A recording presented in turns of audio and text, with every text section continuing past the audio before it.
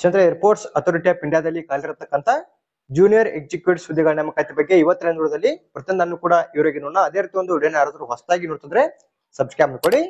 ಈ ಒಂದು airports authority of ಇಂಡಿಯಾದಲ್ಲಿ ಕಾಲಿರತಕ್ಕಂತ ಸಂಬಂಧಪಟ್ಟಂತೆ ಅರ್ಜಿನ ಸಲ್ಲಿಸೋದಕ್ಕೆ ಯಾವ ರೀತಿ ಕ್ವಾಲಿಫಿಕೇಶನ್ ಆಗಿರಬೇಕು, ವಯೋ ಮಿತಿ, ಸೆಲೆಕ್ಷನ್ ಪ್ರೊಸೆಸ್ ಜೊತೆಗೆ ಇನ್ನಿತರ ಮಾಹಿತಿಯ ಬಗ್ಗೆ ಪ್ರತಿಯೊಂದನ್ನು ಕೂಡ ಈಗ ಇವರಿಗೆ ನೋಡಿ ತಗೊಂಡು ಇದನ್ನು ಸ್ಕಿಪ್ ಮಾಡಿದೆ ಕೊನೆ ತನಕ ನೋಡಿ.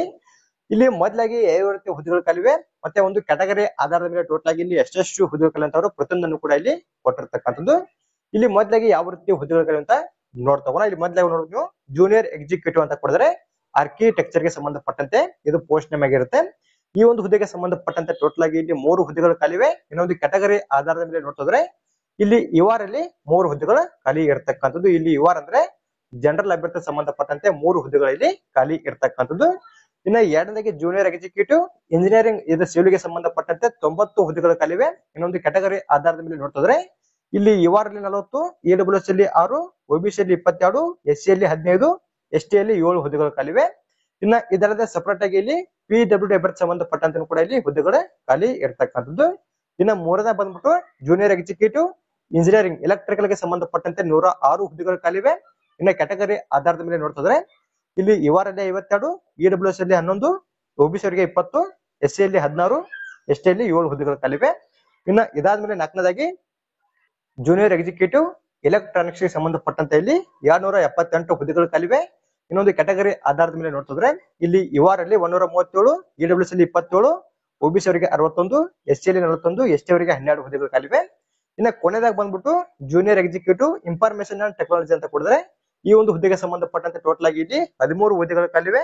ಇನ್ನೊಂದು ಕ್ಯಾಟಗರಿ ಆಧಾರದ ಮೇಲೆ ನೋಡ್ತಿದ್ರೆ ಇಲ್ಲಿ ನೋಡಿದ್ವಿ ಯುಆರ್ ಅಲ್ಲಿ 8, ಇಡಬ್ಲ್ಯೂಎಸ್ ಅಲ್ಲಿ 1, ಇನ್ನ ಒಬಿಸಿ ಅಲ್ಲಿ 3, ಎಸ್ ಸಿ ಅಲ್ಲಿ 1 ಹುದ್ದೆ ಖಾಲಿದ್ದು ಟೋಟಲ್ ಆಗಿ ಇಲ್ಲಿ ಜೂನಿಯರ್ ಎಕ್ಸಿಕ್ಯೂಟಿವ್ ಇನ್ಫಾರ್ಮೇಶನ್ ಅಂಡ್ ಟೆಕ್ನಾಲಜಿಗೆ ಸಂಬಂಧಪಟ್ಟಂತೆ 13 ಹುದ್ದೆಗಳು ಇಲ್ಲಿ ಖಾಲಿ ಇರತಕ್ಕಂಥದ್ದು. ಇಲ್ಲಿ ನೀವು ಅರ್ಜಿನ ಸಲ್ಲಿಸಬೇಕಾದ ಒಂದು ಹುದ್ದೆಗೆ ಸಂಬಂಧಪಟ್ಟಂತೆ ರಿಲೇಟೆಡ್ ಆಗಿ ನೀವು ಒಂದು ಕ್ವಾಲಿಫಿಕೇಶನ್ ಕಂಪ್ಲೀಟ್ ಮಾಡಿರ್ಬೇಕು. ಇನ್ನ ಅರ್ಜಿನ ಸಲ್ಲಿಸೋದಕ್ಕೆ ಯಾವ ರೀತಿ ಕ್ವಾಲಿಫಿಕೇಶನ್ ಆಗಿರ್ಬೇಕು ಅಂತ ಕೂಡ ನಿಮಗೆ ಇವರಿಗೆ ತಿಳಿಸಿಕೊಡ್ತೀನಿ ಈಗ ಒಂದು ಪೋಸ್ಟ್ ನ ಆಧಾರದ ಮೇಲೆ.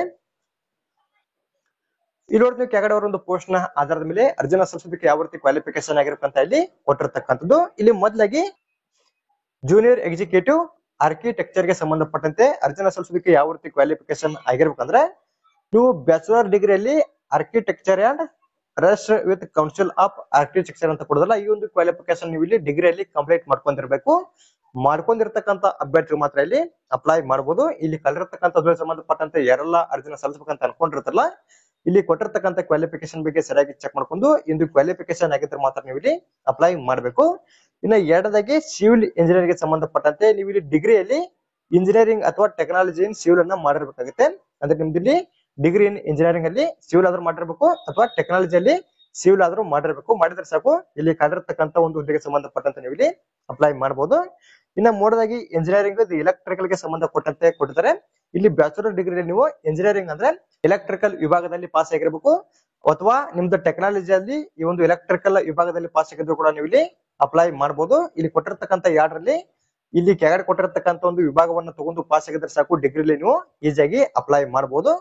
ಇನ್ನ ಇದಾದ ಮೇಲೆ ಇಲ್ಲಿ ಎಲೆಕ್ಟ್ರಾನಿಕ್ಸ್ ಅಂತ ಕೊಡಿದ್ರೆ ಈ ಒಂದು ಹುದ್ದೆಗೆ ಸಂಬಂಧಪಟ್ಟಂತೆ ಯಾವ ರೀತಿ ಕ್ವಾಲಿಫಿಕೇಶನ್ ಆಗಿರ್ಬೇಕಂದ್ರೆ ಅರ್ಜಿನ ಸಲ್ಲಿಸೋದಕ್ಕೆ ಇಲ್ಲಿ ಡಿಗ್ರಿಯಲ್ಲಿ ನೀವು ನೀವು ಇಂಜಿನಿಯರಿಂಗ್ ಅಲ್ಲಿ ಟೆಕ್ನಾಲಜಿ ಇನ್ ಎಲೆಕ್ಟ್ರಾನಿಕ್ಸ್ ಅಂತ ಕೊಡಿದ್ರೆ ಅಂದ್ರೆ ನಿಮ್ದು ಡಿಗ್ರಿಯಲ್ಲಿ ಇಂಜಿನಿಯರಿಂಗ್ ಆಗಲಿ ಅಥವಾ ಟೆಕ್ನಾಲಜಿಯಲ್ಲಿ ಆಗಲಿ ನೀವು ಎಲೆಕ್ಟ್ರಾನಿಕ್ಸ್ ಅನ್ನತಕ್ಕಂಥ ಒಂದು ವಿಭಾಗದಲ್ಲಿ ಪಾಸ್ ಆಗಿರ್ಬೇಕು. ಈ ಒಂದು ವಿಭಾಗದಲ್ಲಿ ಪಾಸ್ ಆಗದಲ್ಲಿ ಟೆಲಿಕಮ್ಯುನಿಕೇಶನ್ಸ್ ಮಾಡಿರ್ತಕ್ಕಂಥ ಅಭ್ಯರ್ಥಿ ಕೂಡ ಇಲ್ಲಿ ಅಪ್ಲೈ ಮಾಡಬಹುದು. ಇದು ಕೂಡ ಆಗದಲ್ಲಿ electrical with specialisation in electronics ಅಂತ ಕೊಡಿದ್ರೆ ಈ ಒಂದು ಕ್ವಾಲಿಫಿಕೇಶನ್ ಕಂಪ್ಲೀಟ್ ಮಾಡಿದ್ರು ಕೂಡ ನೀವು ಇಲ್ಲಿ ಅಪ್ಲೈ ಮಾಡಬಹುದು.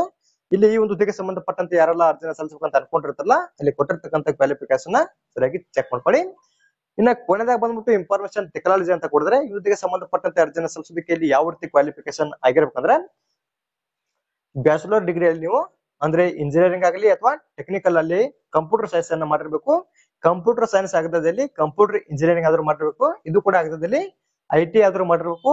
ಐಟಿನೂ ಕೂಡ ಆಗದಲ್ಲಿ ಎಲೆಕ್ಟ್ರಾನಿಕ್ಸ್ ಮಾಡಿದ್ರು ಕೂಡ ನೀವು ಈ ಒಂದು ಪೋಸ್ಟ್ ಗೆ ಅಪ್ಲೈ ಮಾಡಬಹುದು. ನಿಮ್ದು ಡಿಗ್ರಿಯಲ್ಲಿ ಇಲ್ಲಿ ಮೇಲ್ಗಡೆ ಕೊಟ್ಟಿರ್ತಕ್ಕಂಥ ಯಾವುದೋ ಒಂದು ವಿಭಾಗದಲ್ಲಿ ಪಾಸ್ ಆಗಿದ್ರೆ ಸಾಕು ಅಪ್ಲೈ ಮಾಡಬಹುದು. ಇನ್ನ ಇಲ್ಲಿ ಮೇಲ್ಗಡೆ ಕೊಟ್ಟಿರ್ತಕ್ಕಂಥ ಕ್ವಾಲಿಫಿಕೇಶನ್ ನಿಮ್ದು ಆಗದಲ್ಲಿ ಕೆಳಗಡೆ ಮತ್ತೊಂದು ಕ್ವಾಲಿಫಿಕೇಶನ್ ಕೂಡ ಅವರು ಕೊಟ್ಟಿರ್ತಕ್ಕಂಥದ್ದು.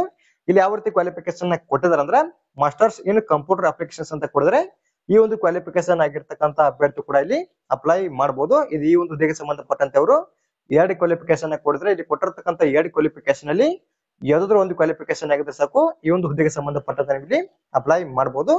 ನೀವು ಇಲ್ಲಿ ಯಾವ ಒಂದು ಹುದ್ದೆಗೆ ಸಂಬಂಧಪಟ್ಟಂತೆ ಅರ್ಜಿನ ಸಲ್ಲಿಸಬೇಕಂತ ಅನ್ಕೊಂಡಿರ್ತಾರಲ್ಲ, ಇಲ್ಲಿ ಕೊಟ್ಟಿರ್ತಕ್ಕಂಥ ಕ್ವಾಲಿಫಿಕೇಶನ್ ಸರಿಯಾಗಿ ಚೆಕ್ ಮಾಡ್ಕೊಂಡು ಒಂದು ಕ್ವಾಲಿಫಿಕೇಶನ್ ಆಗಿರ್ತಕ್ಕಂಥ ಅಭ್ಯರ್ಥಿಗಳು ಇಲ್ಲಿ ಅಪ್ಲೈ ಮಾಡಬಹುದು. ಇನ್ನ ಅರ್ಜಿನ ಸಲ್ಲಿಸೋದಕ್ಕೆ ಎಷ್ಟೆಷ್ಟು ವಯೋಮಿತಿ ಇರಬೇಕಂದ್ರ ಇಲ್ಲಿ ಅವರು ಗರಿಷ್ಠ ವಯೋಮಿತಿ ಬಗ್ಗೆ ಕೊಡಿದ್ರೆ ಇಲ್ಲಿ 27 ವರ್ಷದ ಒಳಗಿರತಕ್ಕಂಥ ಅಭ್ಯರ್ಥಿಗಳು ಇಲ್ಲಿ ಅಪ್ಲೈ ಮಾಡಬಹುದು. ಇನ್ನ ವಯೋಮಿತಿ ಸಲಿಕೆನೂ ಕೂಡ ಸಿಗುತ್ತೆ.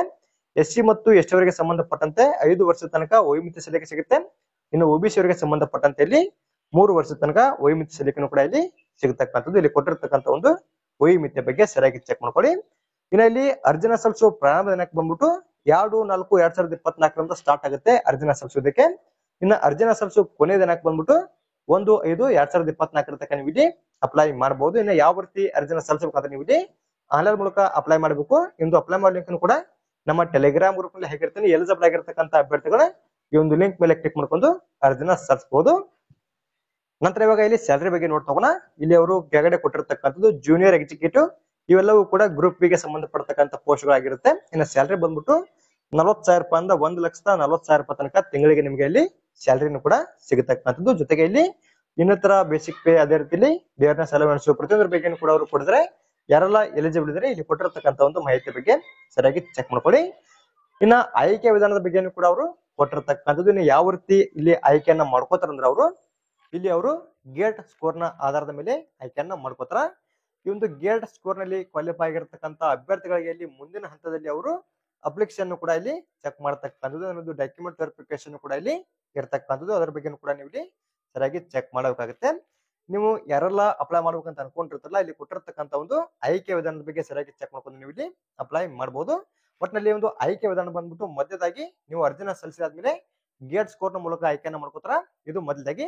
ಇನ್ನ ಗೇಟ್ ಸ್ಕೋರ್ ಅಲ್ಲಿ ಕ್ವಾಲಿಫೈ ಆಗಿರ್ತಕ್ಕಂಥ ಅಭ್ಯರ್ಥಿಗಳಿಗೆ ಇಲ್ಲಿ 2ನೇ ಹಂತದಲ್ಲಿ ಡಾಕ್ಯುಮೆಂಟ್ ವೆರಿಫಿಕೇಶನ್ ಕೂಡ ಇರ್ತಕ್ಕಂಥದ್ದು. ಇಲ್ಲಿ ಅದರ ಬಗ್ಗೆ ಅವರು ಪ್ರತಿಯೊಂದನ್ನು ಕೂಡ ಇವರಿಗೆ ಕೊಡಿದ್ರೆ ಕರೆಕ್ಟ್ ಆಗಿ ಚೆಕ್ ಮಾಡ್ಕೊಂಡು ನೀವು ಇಲ್ಲಿ ಅಪ್ಲೈ ಮಾಡಬೇಕು. ಇನ್ನ ಇಲ್ಲಿ ಅರ್ಜಿ ಶುಲ್ಕದ ಬಗ್ಗೆ ಈಗ ನೋಡ್ತೋಣ. ಇಲ್ಲಿ ಅರ್ಜಿ ಶುಲ್ಕ ಬಂದ್ಬಿಟ್ಟು ಟೋಟಲ್ ಆಗಿ 300 ರೂಪಾಯಿ ಅರ್ಜಿ ಶುಲ್ಕ ಇರುತ್ತೆ.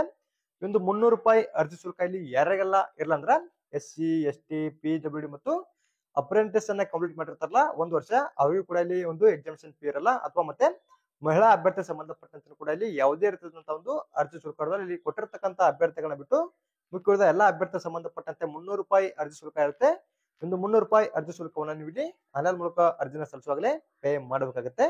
ಇನ್ನು ಇಲ್ಲಿ ಕಾಡಿರ್ತಕ್ಕಂಥ ಹುದ್ದೆ ಸಂಬಂಧಪಟ್ಟಂತೆ ಯಾರೆಲ್ಲ ಅರ್ಜಿನ ಸಲ್ಲಿಸಬೇಕಂತ ಅನ್ಕೊಂಡಿರ್ತಾರಲ್ಲ, ಒಂದು ನೋಟಿಫಿಕೇಶನ್ ಕೊಟ್ಟಿರ್ತಕ್ಕಂಥ ಪ್ರತಿಯೊಂದು ಮಾಹಿತಿ ಕೂಡ ಸರಿಯಾಗಿ ನೋಡ್ಕೊಂಡು ಅಪ್ಲೈ ಮಾಡಿ. ಇನ್ನ ಒಂದು ನೋಟಿಫಿಕೇಶನ್ ಆಗಲಿ, ಒಂದು ಅಪ್ಲೈ ಮಾಡ್ಲಿಕ್ಕೆ ಎರಡನ್ನೂ ಕೂಡ ನಮ್ಮ ಟೆಲಿಗ್ರಾಮ್ ಗ್ರೂಪ್ ನಲ್ಲಿ ಹಾಕಿರ್ತೀನಿ. ಎಲಿಜಿಬಲ್ ಆಗಿರ್ತಕ್ಕಂಥ ಅಭ್ಯರ್ಥಿಗಳ ಒಂದು ಲಿಂಕ್ ಮೇಲೆ ಕ್ಲಿಕ್ ಮಾಡ್ಕೊಂಡು ಅರ್ಜಿನ ಸಲ್ಲಿಸಬಹುದು. ಇನ್ನ ಅರ್ಜಿನ ಸಲ್ಲಿಸುವ ಪ್ರಾರಂಭ ದಿನಾಂಕದ ಬಗ್ಗೆ ಕೂಡ ನಿಮಗೆ ಇವರಿಗೆ ತಿಳಿಸಿದೀನಿ. ಮತ್ತೊಂದ್ಸಾರಿ ಹೇಳೋದಾದ್ರೆ ಇಲ್ಲಿ ಅವರು ಕೊಟ್ಟಿರ್ತಕ್ಕಂಥದ್ದು 2/4/2024 ಅರ್ಜಿನ ಸಲ್ಲಿಸೋದಕ್ಕೆ ಪ್ರಾರಂಭವಾಗುತ್ತಾ, ಅವಾಗಿಂದ ನೀವು ಇಲ್ಲಿ ಅಪ್ಲೈ ಮಾಡಬಹುದು.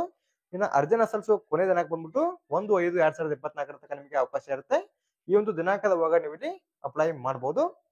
ಅದೇ ರೀತಿ ಒಂದು ಮಾಹಿತಿ ತಮ್ಮ ಇಷ್ಟದಲ್ಲಿ ನಮ್ಮ ಚಾನಲ್ ಸಬ್ಸ್ಕ್ರೈಬ್ ಕೂಡ ಲೈಕ್ ಮಾಡ್ರಿ, ನಿಮ್ಮ ಸ್ನೇಹಿತರು ಕೂಡ ಶೇರ್ ಮಾಡಿ, ಅವರು ಕೂಡ ಒಂದು ಸಂಬಂಧಪಟ್ಟಂತೆ ಇಲ್ಲಿ ಅರ್ಜಿನ ಸಲ್ಲಿಸಲಿ. ಅದೇ ರೀತಿ ಮತ್ತೆ ಮುಂದಿರಲಿ ಭೇಟಿ ಆಗೋಣ. Thanks for watching.